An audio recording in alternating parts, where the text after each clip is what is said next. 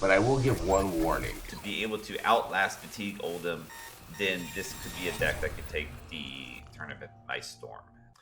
Hello and welcome to episode 23 of the Win and End podcast. I'm your host, Eric Dauernheim. Today I have my usual co-host, Mr. Gabe Hohenstein. But Howdy. we also have an esteemed guest here, a good friend of ours, a fellow teammate of ours, Mr. Brandon Flores of Metal FAB Tokens. Howdy, boys. Thanks for having me.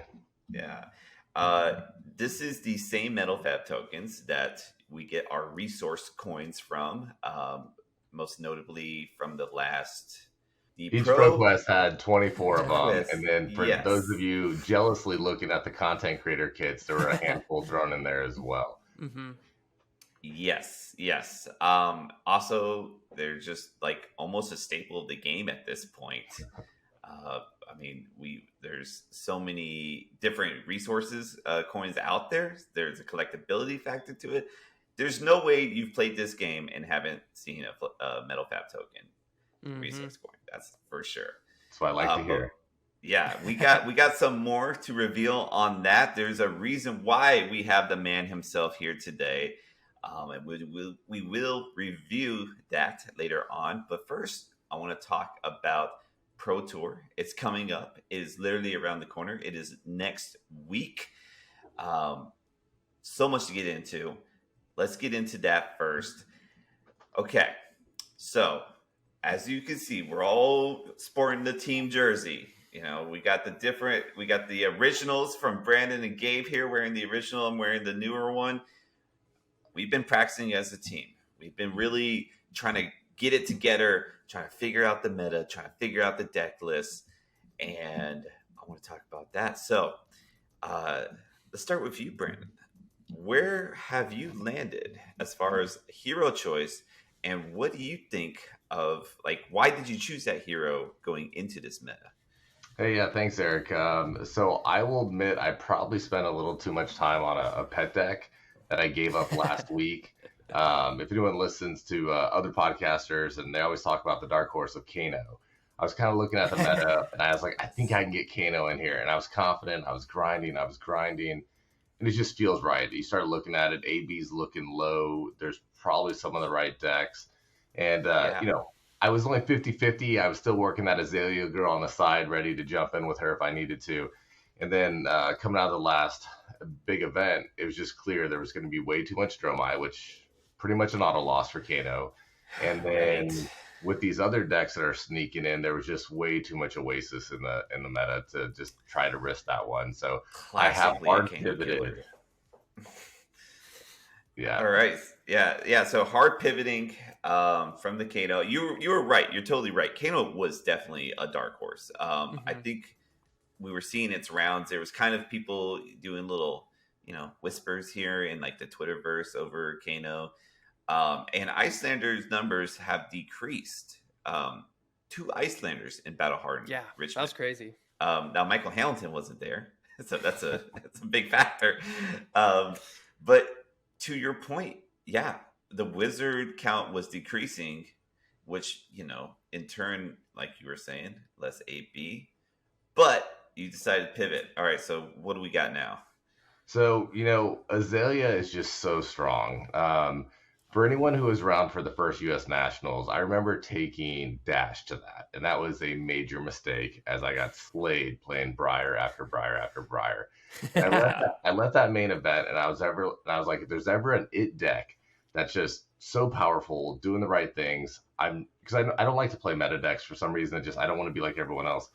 But after getting destroyed, I was like, if there's ever a deck, I'm going to take it. So Pro Tour New Jersey, I think it was, Starville, took it, had a lot of fun. And I kind of feel like Azalea's there. Nothing against my Briar players and Starvo players, but like I think Starvo is a bit of did you draw the right things at the right time? And I think Briar's a little bit of there's 2 or 3 nuances, but if you get the right cards, you can just stack them up and go tall. And Azalea kind of has that magic. I mean, there's definitely some nuance to it, but I think you can pick up the deck, you can put in some reps, and you can go have a good showing. So that's kind of why I ended up on Azalea. I'm definitely not going to top 8 with it, but I think I could definitely, hopefully, make day 2. I don't doubt it. Azalea is one of those heroes that just wins. Um, she's just so explosive. That's her thing. I think comparing her to Starvo, I remember one of our own teammates, like Wyatt, he's the first one that said it. Now he's always been a Ranger main, and or he's been our off kilter guy. So when Wyatt says something, you kind of like, okay. But when he said that Azalea is like Starvo, it after playing a few games, like there's a little bit of something here. There's some weight to that. So I think that's a great choice. I really do. I think solid. Especially because you do have bad matchups. Every deck will have a bad matchup, but just like Starvo, Azalea can just win, right? And it has good percentages into most of the field. There's going to be some harder, grindier matches, but for the most part, it feels like a solid pick. What I'm curious is it going to be like Dromai or like Prism, where a huge amount of people are playing it, but not a lot of people are doing well on it. So we'll see. Right. That's actually a very good something to note there. One deck that has been on the rise, which has gotten my attention and I am fully committed to, is a Ranger, but not Azalea. It will be Lexi, which, funny enough, my bad matchup is Azalea. So I think that's still a good choice to go with Azalea here. But the Fuseless Arrow Lexi is just a deck that has just taken by storm. Most notably because of its success into Oldhim, which no one will doubt that is one of the best heroes and decks out there. No one has any doubts on that. But there's a deck to beat it. I think it's Lexi. So I would imagine we're going to see more Rangers than we've ever seen at any sort of major tournament before, with Lexi and Azalea. Again, a lot of participants. And I would be very surprised if we don't see at least like 3 Rangers in the top 8. Yeah, I think it's bound to happen. I think we will see both Rangers as well. Gabe, unfortunately, you are not going to be able to go to Baltimore. Bummer. Huge Very bummer. Big bummer. Well, obviously, we would love to have you there. You bring quite the energy. But curious kind of what your thoughts have been looking at this. Because I definitely haven't been playing as much as you guys for sure, because you guys are grinding for the tournament. Right. Like, if I had to go in right now with just as much playtesting as I've done, it'd probably have to end up being like an Uzuri, Briar, and maybe Azalea deck, just because that's what I feel the most comfortable going into it with. The last couple nights, I have been trying out that Fuseless Lexi, and that thing is sweet. Like, it plays a lot better than I don't know. I was always not deterred from playing Lexi because it seemed complicated, but I started trying, and Voltaire is just a menace of a card. So I mean, if I had more time, I'd probably end up being on at least one of those 2 Rangers for sure, because I think the play style was a lot more fun than originally I thought Uzuri would be. And then I just don't know if Briar is necessarily the right choice in the meta, but that's just when I have the most reps on, so that's why I'd have to put it on my Briar has that it factor too. Briar, yeah, I mean, like, you can just high roll all day, get all 9 tomes in there, and just don't lose. So, well, I think as everyone's saying, right, if you have Oldhim, Briar's going to come. Personally, I'd love to see Briar and Oldhim LL, so if we could somehow do that together, that'd be great. Oh, God, that would be a match. One wins the Pro Tour, one wins the calling. Call it a day. Yeah. Oh, God, wouldn't that be sweet? So you're talking about that we think there's going to be a lot of Rangers coming up in this upcoming Pro Tour. So what's the countermeasure? What beats Rangers the best? Well, I think one, it's kind of, what Ranger, right? Because that's fair. You have the aggro deck as Lexi. I mean, even Azalea is like an aggro deck too. And I do these quotations because it's not your traditional aggro. It's not your Fi, your Briar, or like, anything like that. But it's aggro for this format. But yeah, Lexi's definitely to go wide. I think her tough matchups are the actual aggro decks. So Katsu and then Fi, so Ninja. But then, when you're staring down a Red and Ledger like 3 to 5 times a game, that kind of sucks. If you're staring down a dominated Spinal Crush quite a bit of times, that can also be a hindrance. So I think those heroes that have the on hits, especially the ones that have dominate, because Lexi blocks very well, but she can't block. She can't block. And then just decks that are actually have like on hits that benefit themselves, kind of like Briar and Katsu, but particularly Katsu. So how do you feel into Briar? Because there'll probably be some Briar. There probably will be some Briar, and Briar, I think, kind of the point to what Gabe is saying is that, I guess what you were saying on Gabe's selection of Briar, that you could just always play Briar because Briar can always just get hot. So, it kind of depends, how many channel Mount Heroics have I seen in the game. But overall, I think Lexi actually has the speed to outmaneuver Briar, just because Briar, unless has that channel Mount Heroic, isn't super explosive. So I think Lexi can get there, but it's not like a dominant matchup. Well, I think Lexi has an interesting call, maybe not for the Pro Tour, but say for like the calling, where we haven't seen a good Lexi in a long time. I mean, you have your people who are like Lexi mains or Ranger mains who had some success with them, but there's probably a lot of people who haven't played a game or two against Lexi unless they're grinding, unless they're taking the meta and saying, here's the ones I need to test against. I think there's going to be some people when that Voltaire, when Lexi hits you for that third arrow in one turn, they're going to be like, what? I mean, just in our testing with Eric, I had this great hand. I'm cocky. I'm like, hey, we're both two aggros. We're going to smash each other. And you just see that damage going. And by the time it's like the third arrow, I'm like, oh man, I should have respected that 3 of a kind. And people will fall for that. Yeah, she gets to use a lot of cards that Azalea can technically use, but don't as well as she could, like 3 of a kind and Rain Razors. Azalea decks will run Rain Razors, but she really maximizes the value off of that. Oh man, it feels great. And then one kind of unique card that we're seeing in a lot of these Lexi decks is Codex of Inertia. Frailty is obviously every assassin ranger is going to play it, but Inertia we're seeing with Lexi. Go ahead. Okay, I got 2 questions actually. So let's talk about Codex of Inertia. Why do we think Lexi's playing that? I think it's, if we're able to talk about it. Right. And I want to talk about Azalea as well next. But with Codex of Inertia, I think kind of the big thing is that Lexi is trying to shoot 3 arrows a turn, and Voltaire only lets you load twice. And so Codex giving you that load again from the top is like what really helps fuel the fire, as well as you're running a lot of 0-cost arrows, at least our builds are. And so even if you have no resources left, there's a good chance you'll put a 0-drop arrow and fire it away, fire that endless arrow away. And then one more question, then you go on to your Azalea stuff. So I remember, and this information might not even be like relevant anymore because this was a couple metas ago.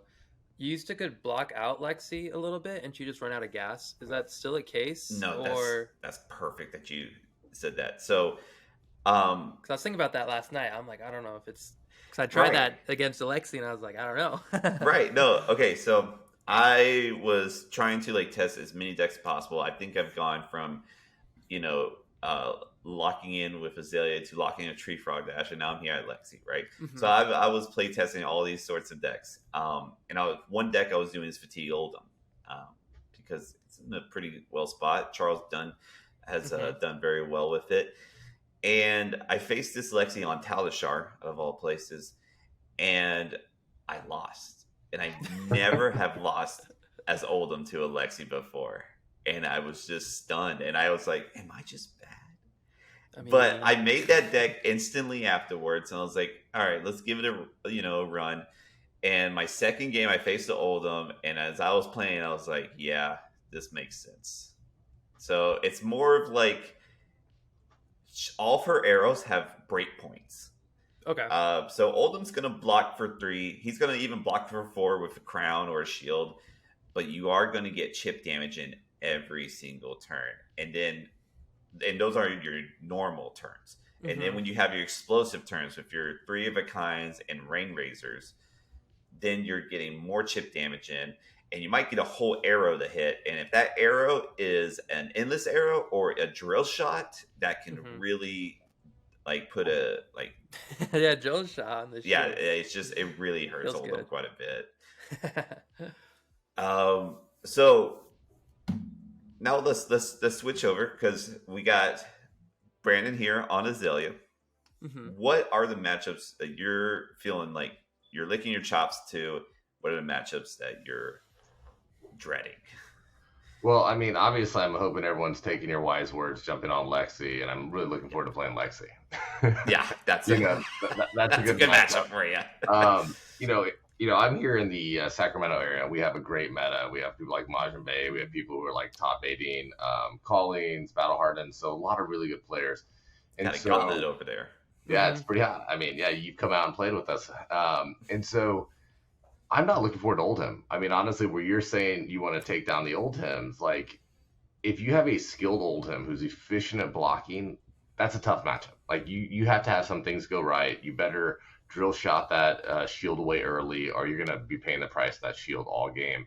So not looking forward to that one. Dromai is always interesting, right? There's so many people playing Dromai. Just like it not converting, you play someone who's really good with Dromai, efficiently coming at you with dragons, getting out the Kylorias in time. Like that's a hard matchup, but the rest I feel pretty decent about. I think, like anyone, if they have good gameplay into you, it's going to be tougher. But if it's all about making the minimal amount of errors. And so if you're playing Azalea and I'm throwing 12, 14, 18 at you every turn, unless you're playing right, you're probably going to lose. Yeah, like that just goes to any hero, right? Like Oldham's probably the hardest one to get damage through, but even Azalea can get damage through him. I think Azalea's spread is just so wide as far as her matchups go. I like kind of hearing that. It kind of reminds me of Pro Tour 1 where we had like a trifecta of Prism, Chain, Starvo. We're kind of seeing that with like Azalea, Lexi, Oldhim. Oldhim beats Azalea, Azalea beats Lexi, Lexi beats Oldhim. And then you just have Dromai players everywhere else. The best advice I saw was on Twitter, and I can't remember who said it, but it was like, just pick the deck you want to lose to. Like that's how it works. Like there's a deck that you're going to lose to, and guess the percentage. I mean, everyone you talk to will say Oldhim's the best deck right now, and it probably is into like the wider meta. But if you're that Oldhim and you hit the Lexis at the wrong time, you're going to have a rough time. So like I think all of us have been hypothesizing what the shakedown is going to be. How many are going to be of each hero, and I think a lot of good players in the Pro Tour are going to be on Oldhim. And that where it gets tough is, okay, well then I'm gonna do Lexi. Well, what beats Lexi? Now you double juke the juke, and so yeah. Yeah, it just goes down the line. So Pro Tour 1 had the dark horse of Kano. What do you think's the dark horse of this event will be then? I like that question. I'll let you answer this one first. So myself. I was asking. So for me, one thing I would say, then I'll shoot over to Gabe. I mean, whenever you have a new set release, people get passionate. Uzuri, as Gabe mentioned, like, do I have enough laps into Uzuri? Probably not. Should I get some more over the next couple of days? I think I should. And I think there's going to be some of those heroes that people just dove on because so many people wanted Arachne to be good, and he just wasn't. And so they bought all these $80 surgical extractions, which Eric gets in rainbow foil, and then he just leaves them in a bar. But they have these surgical extractions they want to play. And so I think I could see Uzuri doing some damage. Okay, I like that. I like that. That's a good dark horse. It's kind of interesting with Uzuri, and I think I would be almost surprised if we don't see one in the top 8, at least at the calling, if not at the Pro Tour, because in 2 events, the Chicago 5K and Battle Hard Enrichment, there's an Uzuri in the top 8. And when you look at the spread of like heroes before the top 8, it seems like Uzuri shouldn't be there, but yet we see Uzuri there. So I think Uzuri is one of those decks that can just kind of get there. I think the right player can skillfully take it there, and I could see Uzuri being an attraction to some of those higher skilled players for sure. So yeah, Gabe, what do you think? I don't know. I guess it was a question for you guys because I was trying to think about that earlier. Who would you want to see? Like who would you want? Yeah, this is what I was gonna get to. I was gonna be like, there's no merit to this thing, but I want to see a Riptide. Just do something. It doesn't matter what they do, day 2 or something. I mean, that would be cool. That would be the first time we would see that hero. We're getting the other Rangers doing things. This Ranger has sweet abilities. Right. It's like thematically awesome. So I mean, I'm gonna treat that like my kid and ignore it. Yeah, that sounds right. I could see Bravo. Like Bravo could be interesting. There's so many. There's so many Bravo mains, and he just is consistent, does the right things. Wouldn't be surprised he's in Bravos in day 2 or top cut. Well, when we look at the Guardians, there's not much difference in cards anymore. No. Oldham's not playing Ice anymore. He's kind of playing a few Earth cards. He might as well be Bravo at this point. It's so interesting how much Oldham his cards been taken away to where he's basically Bravo. I mean, I've seen, hammers that are Bravo hammers, like Anatos. I'm seeing that get played with Oldham, and it's like, it's crazy. I mean, and at some point, maybe we can talk about it later, but we've been kind of talking about this in my local about the Crown of Seeds and potential banning, and I've been all against it because, like, I have a shiny cold foil, and they're expensive, and you shouldn't touch them. But I've kind of come full circle where I'm like, if you have that card, you've had plenty of time to use it. You've had plenty of time to use it in high-level play. It needs to go. Like, Oldham is just unfun. And now I know there's that 3% of people who didn't have friends as children who loved that just crazy fatigue thing. But like, this is like Eric. Yeah, exactly. And I mean, there's some really good players, but it's just not a fun experience. Like, and even play testing, like, hey, can I set aside 5 hours to play 4 games against Oldham is terrible. And so, like, I think if Oldham doesn't LL soon, I mean, I think LSS should revisit that non-banning legendary thing and probably take that one out for a while. Oh my gosh, taking one more piece from Oldham is just crazy in my eyes. I think that guy. Let that guy LL. Leave that poor man alone. Let him go rest. I will agree with Brandon though. I think the only time I've ever had fun with Oldham was when I was like aggro Oldham and Blitz. Back when like Awakening and that stuff was fun. It's been a long meme on this podcast that me and Oldham have broken up, and if he just comes back with like a Pulse of Isenloft or a Winter's Well or Awakening, all right, I'll give him a second chance. So guys, you'll love this. I think it was Nationals. I'm like, okay, I'm going Oldham, and I'm the guy who likes a full foiled deck. If I'm going to fly to a tournament, I treat myself by foiling my deck. Of course. And you know what? They're all curled, so good luck, judges. And so I was like, I'm going to do it. So I went and bought 3 $75 extended art pulverizes, 3 like $25 Rainbow Foil Awakenings, and the next day LSS announcement came out, killing Awakening. And I was like, ooh, got me. Luckily, pulverized still good. Yeah, that thing went up finally. I want to just answer the Dark Horse question real quick. I think one that I think has kind of been under or like haven't been looked at quite a bit is Katsu.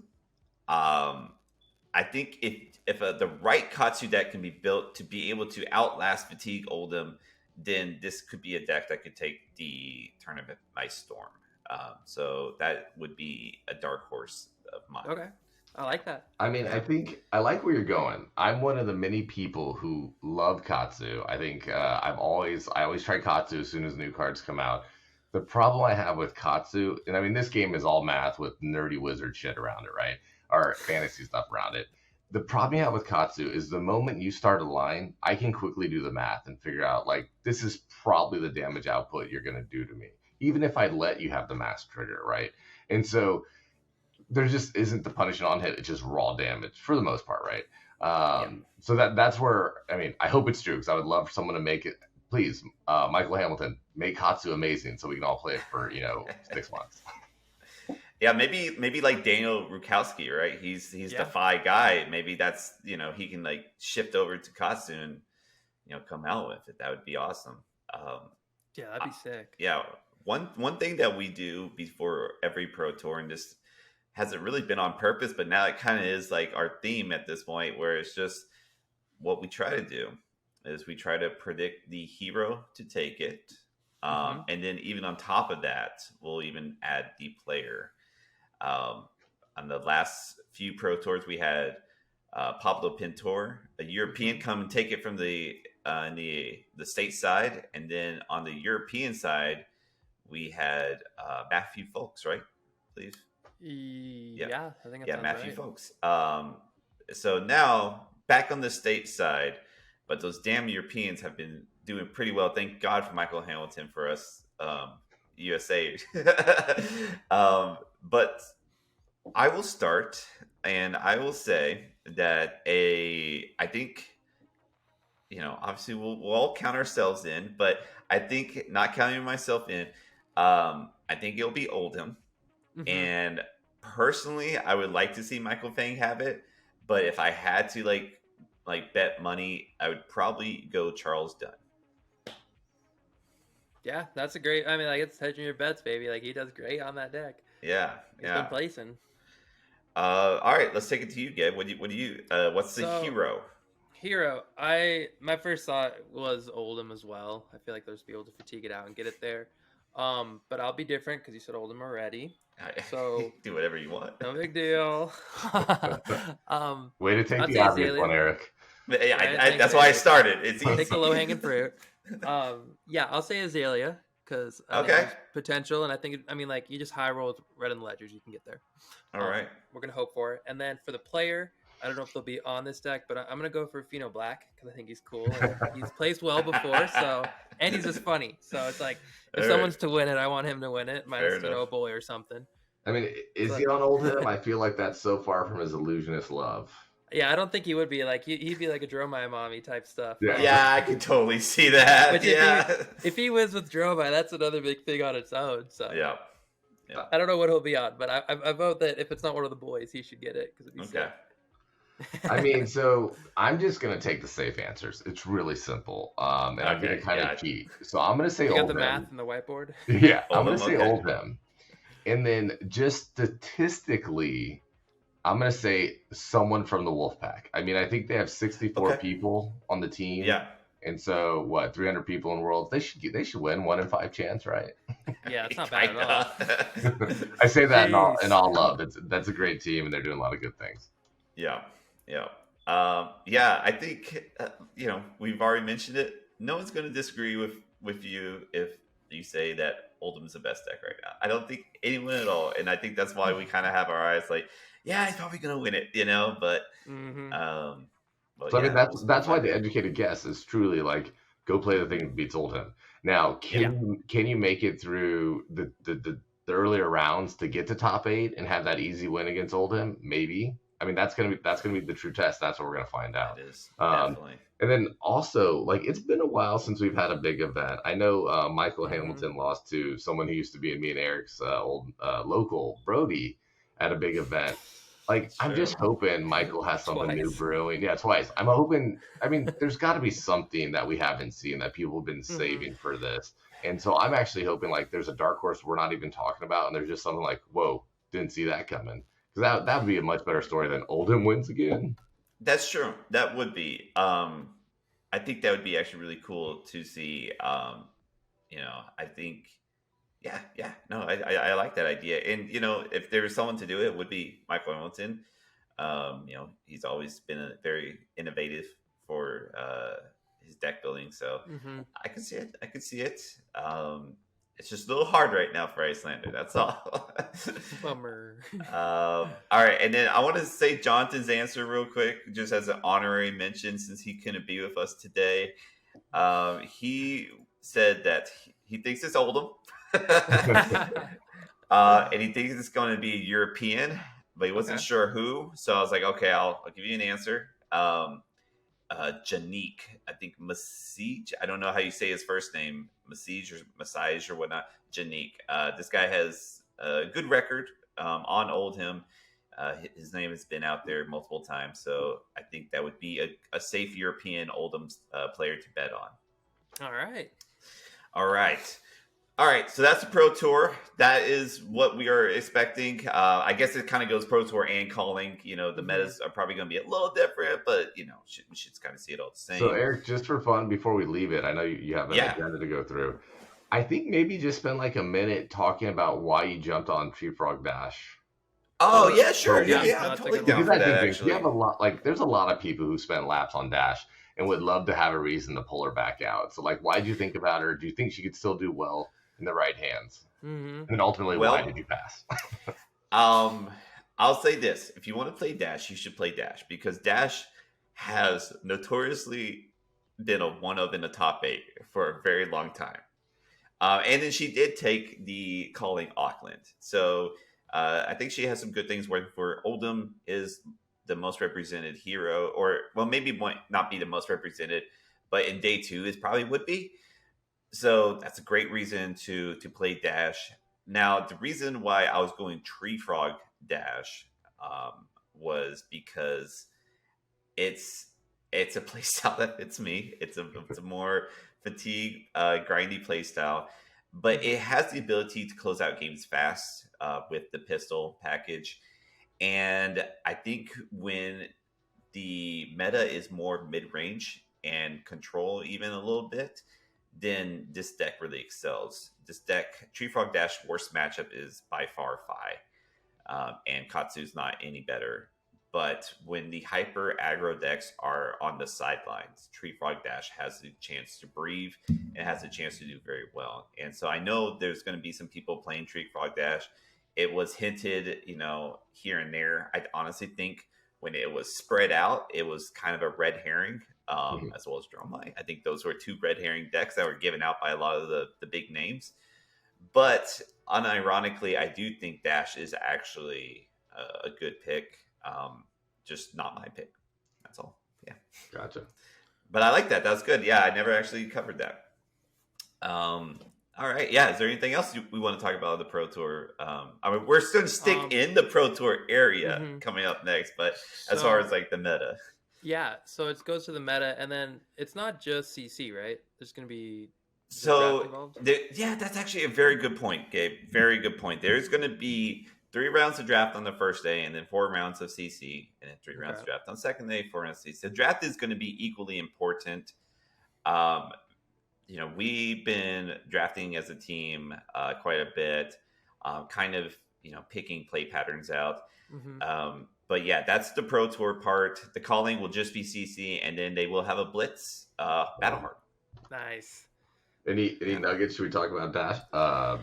Draft for a minute, or do you feel that's been played out? Draft is one of those things where it's so hard to not be general with it because it's so fluid. I would like to say, hey, don't ever draft Benji or don't ever draft Ninja, but like the truth is that's bad advice because you have to sometimes, and you should. So I try to stay away from not getting too specific into it until I feel like I honestly have if they came out and all right, it's going to be Tales of Aria draft, I will go in every single details on what you should do and everything else. But this draft, I feel comfortable. I think our team is feeling really good, but there's no hard rules one way or the other. Just stay open. You can stay open. Yeah, one thing I would say, and I haven't put as much draft practice as I should, but one thing I would say for those who haven't been around the game for since Tales, where we had this bad draft experience with the last draftable set, where it was Force Spy or the good players started moving to Dromai. I felt in the last draft set you had to commit early, really early. Sometimes even your first pick, and I feel here because people just feel like Assassin Auto wins, or if you have the busted Riptide or the busted Benji. I've been in a lot of draft pods where there's a one of a hero, and you're just a one of a class even. Oh, wow. And you're just and so I think one thing that if I would give any nuggets to obviously pro guys don't even listen to me, but some people who are trying to come up is it's okay to pivot. I mean, you can pivot a little deeper than I think you ever have been able to in Flesh and Blood since I've been around. I like that. That is definitely true. I think Uprising has a bit of a scar on all of us, because it was not okay to pivot. You did have to commit early, and you did almost have to force heroes. But truly, with this set, it's very well done. I don't think it's the best draft set, but it's much better than the last one. You can stay open to the very end of pack 1. I've had that happen where I picked my hero basically pick 14 of pack 1. And then from there on was able to draft a very good deck and won the draft with that deck. So don't feel like you have to force your picks within even the first 5 picks. Pick the best cards and then kind of just wait for the signals. You know, it gets easier to kind of tell the signals the farther down the draft you go. And yeah, you know, if Ninja, Assassin, or Ranger is there, go for it. Don't be afraid to switch. It's okay. Nice. All right. No, that's good. That's very good. That is definitely a big portion of the Pro Tour. Hopefully, if you're participating in the Pro Tour and you're listening to this, hopefully you didn't need that advice. Hopefully you're good. You're ready. But regardless, love to give it. Okay. All right. So we're kind of sticking the Pro Tour area. We're sticking in Baltimore right now because one of the big reasons why we have Mr. Flores on with us today is because there is going to be, for the first time ever, a Metal FAB token booth. A full booth of Metal FAB token. And I'll kind of I'll give it over to you here if you want to kind of just sell the booth. Sell the booth. Yeah, no. No, so for those who've been along the Metal FAB token journey, I mean, it all started at the first Pro Tour out of a duffel bag of me trying to hawk some metal that my wife didn't know I bought. And I just wanted metal tokens for myself because they're fun. I mean, it just makes the game a little bit better. I truly believe that. And we overuse dice in this game, in my opinion. And so I did it for myself, but you have to buy them a minimum of 100. So I now had 97 I had to get rid of to recoup all the money I spent. And, you know, my whole thing was it was a one and done, going to do it, move on. And people loved it. I'm like, damn it, I don't want to be an Etsy shop. Still not on Etsy. Don't look for us on Etsy, MetalFabTokens.com, by the way. And so did really well, just started expanding the lines. People were like, oh, get it for this hero, do it for this hero. So it just started getting bigger and bigger. And I quickly partnered with Magnolia, a great group. They have a booth at every Flesh and Blood event, and they sell the tokens on my behalf.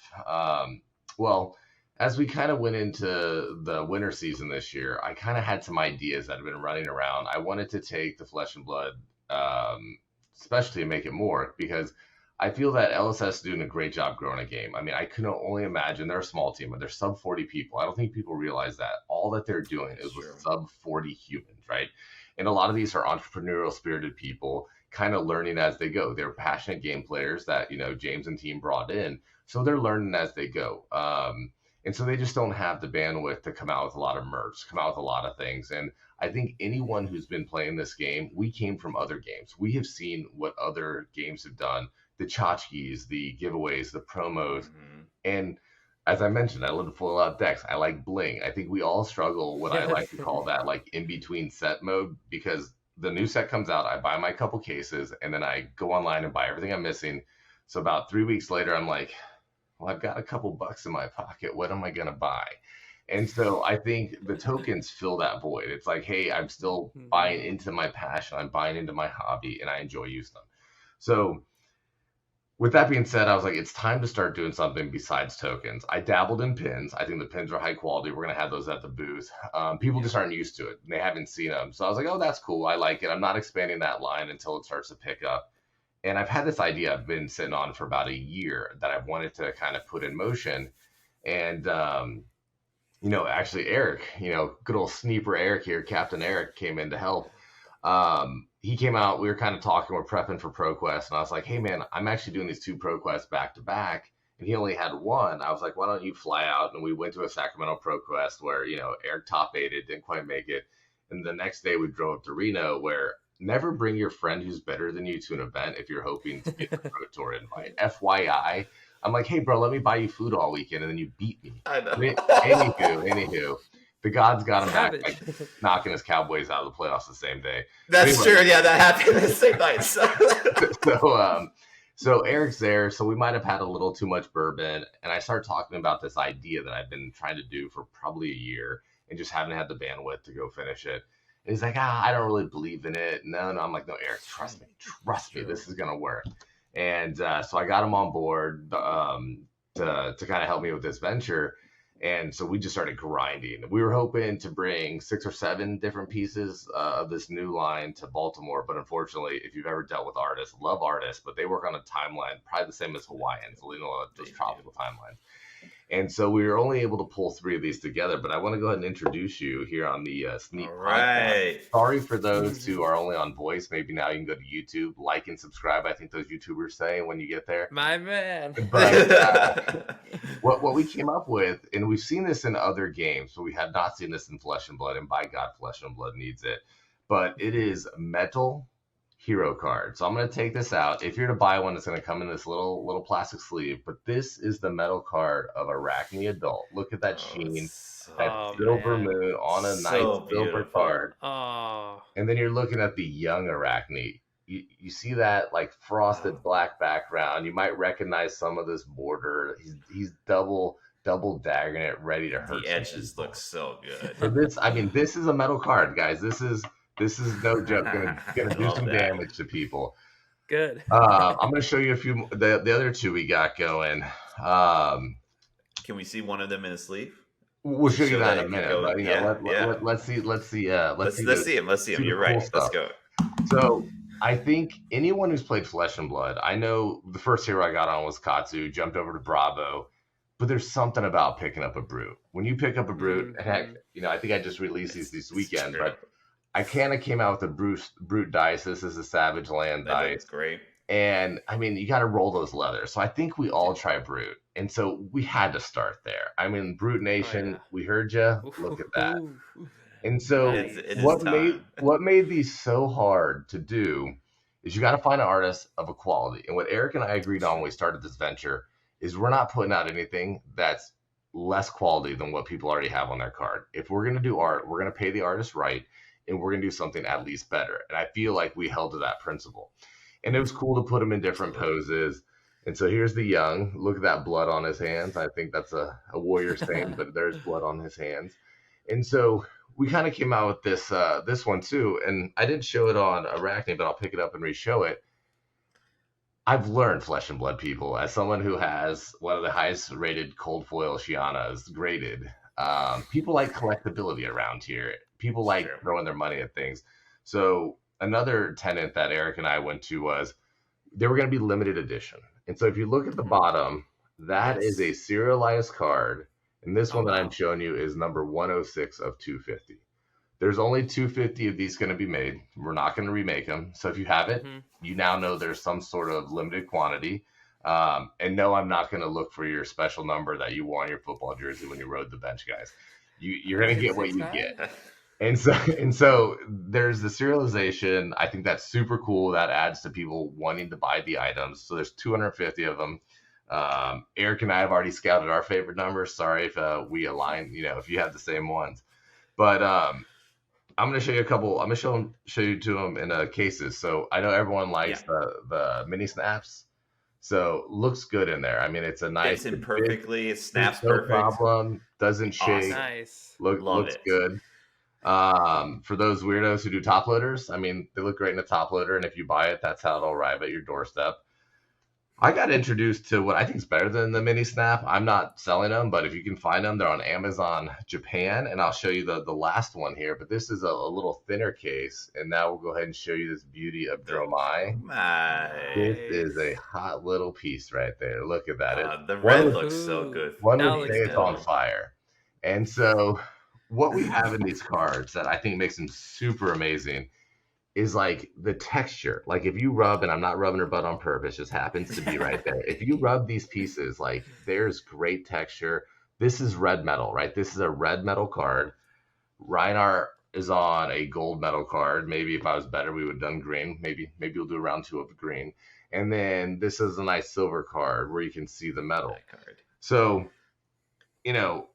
they're beautiful. We had to pay artists a lot of money. Eric had to hound artists, lots and lots of emails and calls. So they're not going to come cheap, but they're not going to come expensive either. We're doing these for $25. Some people have told me I should charge more, like go like 40 or 50, because it is two-sided. It's the hero, it's metal, it's limited, it's collectability, et cetera, et cetera. But one thing I've never want to do with Metal FAB Tokens, I want to keep it premium, but I don't want to gouge people. And I personally have bought alt art cards. I have bought the artist painted ones. Those are like 45, $50 for one card. Yeah. This is going to get you young and old. I mean, so yeah, super excited to get those out. We'll have them at the Pro Tour. We'll have them at the booth. We have a lot of great stuff that's going to be at the booth. I found a guy who makes shirts. I don't know if you've heard of this guy. So I've purchased a stock of shirts from the Flesh and Baubles crew. Eric, you want to talk about the shirts for a minute? Then I'll dive back into more stuff. So we have had a shirt line, as you guys know from all the annoying commercials at the end of our videos. But we are coming out with new shirts, with a whole new shirt line. Let's see, I'm going to screen share here to kind of show it to you guys. All right, so we have Arachne coming in the navy blue. We have all the different masks that have been in the Flesh and Blood card art coming to form his art, or his mask of perdition. That is Arachne there. We are bringing Viscera into the shirt scene with the big rune chant. You know, this is the Arknight Ascendancy pose. It's like just all empowering. We got Prism, because of course we had to have Prism. I think that was the one that was requested the most. Need everything in Prism. Those Prism lovers, man. I finally got my first Prism token. You guys are out there by storm. We heard you. Here it is. We got Prism coming up on. And then finally, with the new Ninja, with his resurgence into the meta, we got Katsu. So maybe that's kind of why I want him to do good. A little self-sell. Looking all super cool with his Kadachis and the winds of eternity going around him. So that's the new product line that we have coming out. Yeah, and I mean, you can find at the Metal FAB Token booth. Yeah, I'll be selling those at my booth. And for those who were at the Worlds, he also has a line of keychains that are super awesome with new heroes, Uzuri, and them. That'll be there along very with popular those Metal FAB Tokens. Yeah, so I think it was kind of shared out before, but like there's going to be an event exclusive, the 100 of these Pro Tour. So many people are already asking me to try to grab those. So one per person, Eric. I'm going to be counting. There'll be 100 of those. They sold out in 90 minutes. I'm sure they'll do it again. Now that it's like Oldhim and Icelander themed, I'm sure they'll be going quickly. Hell, even Lexi has Ice in her. Yeah. All right. There you go. And so we'll have those tokens.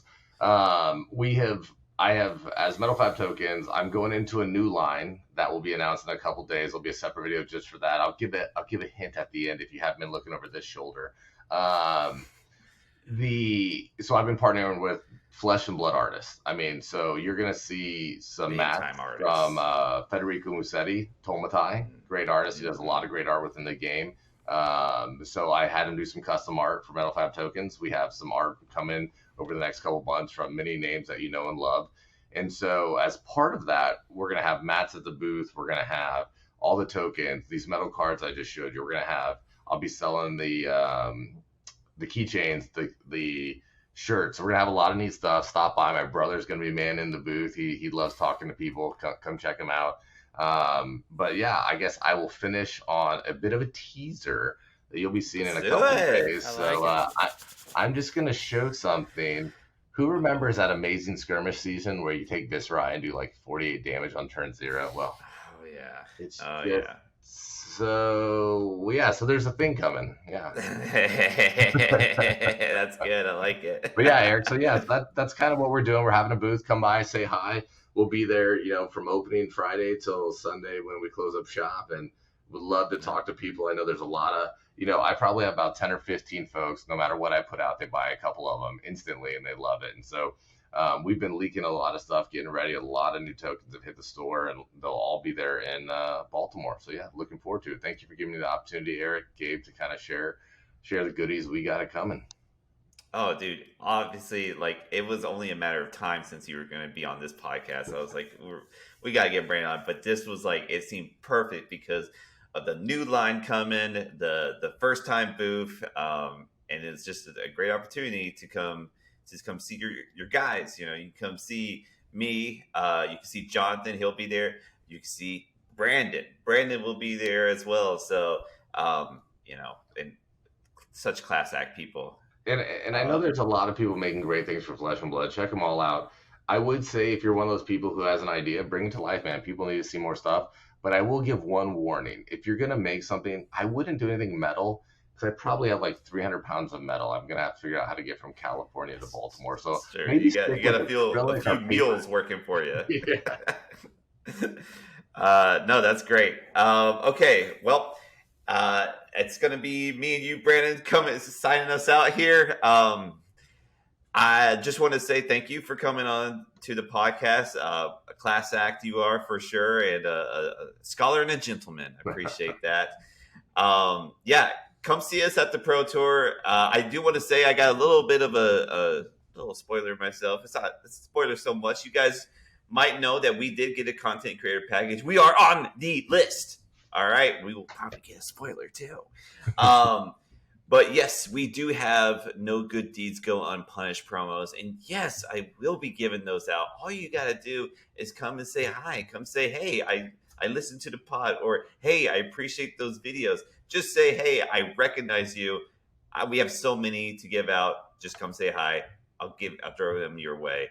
But yeah, that's actually one of my favorite parts is meeting you guys at these events. It's like, I could have just came from getting high rolled, and then if someone says, "Hey, I appreciate your videos," I'm good again. So, yeah, come see us at the Pro Tour Baltimore. But even if you're not going to be there, I appreciate you guys listening. Thank you to you guys as the viewers as well, and keep on fabbing.